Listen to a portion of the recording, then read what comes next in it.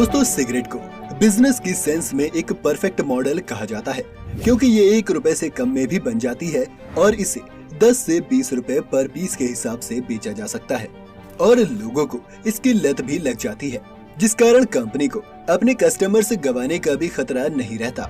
लेकिन इसका ये मतलब नहीं है कि इन सिगरेट्स को बनाने में मेहनत नहीं लगती। अगर आप भी जानना चाहते हैं कि आखिर कितनी मेहनत के बाद इन सिगरेट्स को खेतों में उग रहे तंबाकू से एक डिब्बी में बंद किया जाता है, तो बने रहिएगा वीडियो के अंत तक हमारे साथ। वीडियो शुरू होने से पहले चैनल को सब्सक्राइब करना और बेल आइकन दबाना मत भूलिएगा। सिगरेट बनाने की प्रक्रिया तंबाकू के खेतों से शुरू होती है, जहां ब्राइट और बर्ले 2 तरह की टबैको क्रॉप्स उगाई जाती हैं और एक अच्छी सिगरेट में इन दोनों का ही मिश्रण डाला जाता है। तंबाकू के इन क्रॉप्स को काटने और सुखाने के प्रोसेस को क्योरिंग कहते हैं, जिसके बाद इन्हें एक स्टेमर में भेजा जाता है, जो इसके लैमिना में से स्टेम और वेन्स को छाट कर अलग कर देता है। इसके बाद इसे एक वेयर हाउस में भेज दिया जाता है, जहां अगले 2 साल तक इन्हें स्टोर करके रखा जाता है, ताकि ये टबैको नेचुरल तरीके से अपना फ्लेवर डेवलप कर सके। इसी एजिंग प्रोसेस के दौरान अंदाजा लगाया जाता है कि कौन सा टबैको किस काम के लिए कितना फिट है और उसे कितना ब्लेंड किया जाना है। एक सिगरेट बनाने के लिए 5 अलग अलग कंपोनेंट्स की जरूरत पड़ती है: reconstituted leaf, blended leaf, improved stem, expanded stem और एक्सपेंडेड टबैको। रिकॉन्स्टिट्यूटेड लीफ में स्टेम्स, लैमिना और टबैको के बाकी छोटे छोटे पार्टिकल्स होते हैं, जिन्हें सिगरेट बनाने के लिए पहले शीट्स में बदलना जरूरी है। ऐसा करने के लिए इसमें से वाटर सॉल्युबल फाइबर को अलग किया जाना काफी जरूरी हो जाता है, जिसे करने के लिए सबसे पहले इसमें गर्म पानी मिलाया जाता है, जिसके साथ ये वाटर सॉल्युबल फाइबर मिक्स हो जाता है। इसके बाद इस पानी को अलग से निकाल लिया जाता है और हमारे पास जो बचता है उस फाइबर को रिफाइन और प्रोसेस करने के बाद शीट्स में बदल लिया जाता है।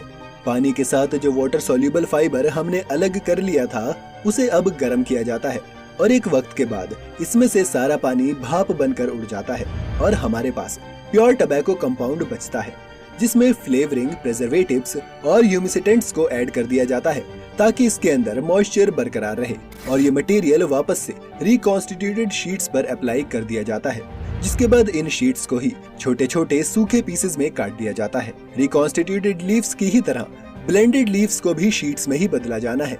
ब्लेंडेड लीव्स को बर्ले स्टेम से बनाया जाता है, जिन्हें पहले अच्छी तरह से ब्लेंड करने के बाद प्रोसेसिंग एड्स के साथ मिक्स किया जाता है, ताकि पैक्टिन निकल सके। पैक्टिन एक नेचुरली अकरिंग कार्बोहाइड्रेट होता है और जब इसे गर्म किया जाता है तो ये एक ऐसा जेल बना लेता है जो सारे मटेरियल को आपस में जोड़ कर रखता है।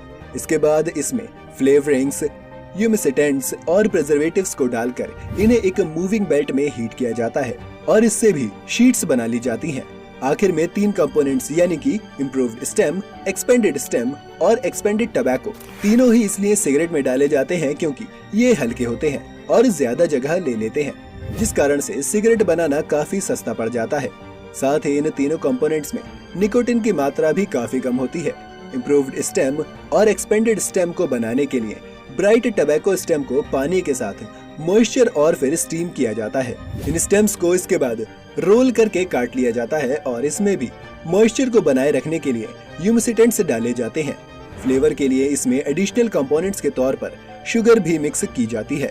एक्सपेंडेड स्टेम को एक एक्सपेंशन टावर पर आखिरी बार सुखा दिया जाता है और इम्प्रूव्ड स्टेम को भी स्टीम करने के बाद सुखाया जाता है। एक्सपेंडेड टबैको बनाने के लिए ब्राइट और बर्ले दोनों तरह के टबैको क्रॉप्स को कट करने के बाद उनके लैमिना के साथ शुगर और ह्यूमिसिटेंट्स को मिलाया जाता है और इसके बाद इसमें लिक्विड कार्बन डाइऑक्साइड डाली जाती है और फिर एक एक्सपेंशन टावर पर इसे एक्सटेंड किया जाता है। अब इन 5 तरह के कंपोनेंट्स को पूरी तरह से तैयार कर लिया गया है और अब बारी है अगले स्टेप में जाने की। इन कंपोनेंट्स को इसके बाद ओरिएंटल टबैको के साथ मिक्स किया जाना है। एक सिगरेट में किस कंपोनेंट को कितना डालना है वो एक कंप्यूटर बेस्ड सिस्टम उस सिगरेट के टाइप के हिसाब से डिसाइड करता है। ब्राइट, बर्ले और ओरिएंटल टबैको को अलग अलग स्टीम किया जाता है, ताकि टेम्परेचर और मॉइस्चर बढ़ने से लीव्स के टूटने के चांसेस कम रहे और इसके बाद इनके लीव्स को एयर सेपरेटर और फीडर मशीन में अलग अलग कर लिया जाता है। ओरिएंट बर्ले टबैको को मिक्स करने के बाद उनके ऊपर एक लीफ ड्रेसिंग अप्लाई की जाती है, जिसमें चॉकलेट और लिकोराइस ऐड करने के बाद एक और बर्ले ड्रेसिंग के साथ इसे साथ में रिकॉन्स्टिट्यूटेड लीव्स के साथ ब्लेंड किया जाता है। एक्सटेंडेड टबैको के साथ ब्राइट, बर्ले और ओरिएंटल टबैको को ब्रांड और सिगरेट के टाइप के हिसाब से एक स्पेसिफिक फॉर्मुलेशन में ऐड किया जाता है, जिसके बाद इस टबैको को एक फ्लेवर सिलेंडर में भेज दिया जाता है, जहां इसमें फाइनल फ्लेवरिंग्स ऐड की जानी है। फाइनल फ्लेवरिंग्स को डीनेचुरेटेड इथाइल अल्कोहल की मदद से ऐड किया जाता है। डीनेचर्ड इथाइल अल्कोहल वो होता है जिसे पिया नहीं जा सकता, लेकिन इस प्रोसेस के लिए ये इसलिए जरूरी है क्योंकि ये फ्लेवरिंग्स पानी में डिसॉल्व नहीं होती, इसलिए इसमें ऐसे अल्कोहल को ऐड करना पड़ता है जिसे निकोटीन सल्फेट और मिथिलीन ब्लू के साथ ट्रीट करके डीनेचर कर दिया गया हो। जैसे ही ये फाइनल फ्लेवरिंग्स ऐड कर दी जाती है, इस पूरे टबैको को शॉर्ट टर्म स्टोरेज में भेज दिया जाता है। यहाँ से बाहर आने के बाद इस ब्लेंड को एक सिगरेट मेकिंग मशीन में भेज दिया जाता है, जो इसे एक पेपर में रोल कर देती है।